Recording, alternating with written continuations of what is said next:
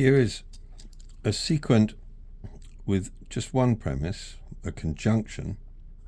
It's a conjunction of two disjunctions.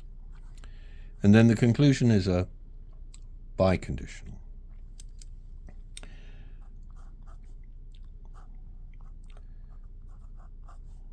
So we have just this one premise.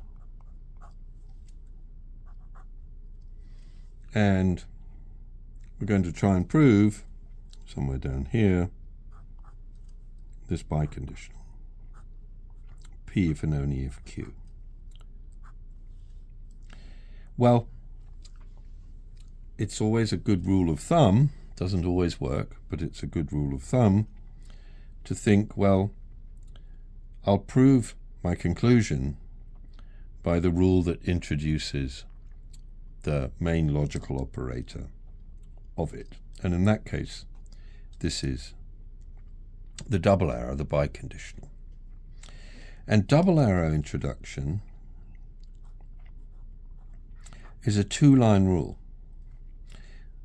You have to have proved the left to right conditional, and then separately the right to left conditional, and then you put them together to make the biconditional. So we need to prove if P then Q, and we need to prove if Q then P. Well, so to prove if P then Q, we use arrow introduction, the rule that we prove conditionals with. So to prove if P then Q, we assume P, the antecedent. That's an assumption for arrow introduction. And then we set about proving Q. Well, if we take the left conjunct from 1 is a conjunction, so we take its left conjunct using the one-line rule, ampersand elimination. This says either not P or Q. But 2, our assumption for arrow introduction, is the denial of the left disjunct here. It's not the negation of it, it's the denial of it. So not P, it's not the case that P has two denials. It has P and it has not P, the double negation. P only has one denial, which is not P. So P is the denial of not P, and not P is the denial of P. So here is a disjunction, here's the denial of its left disjunct.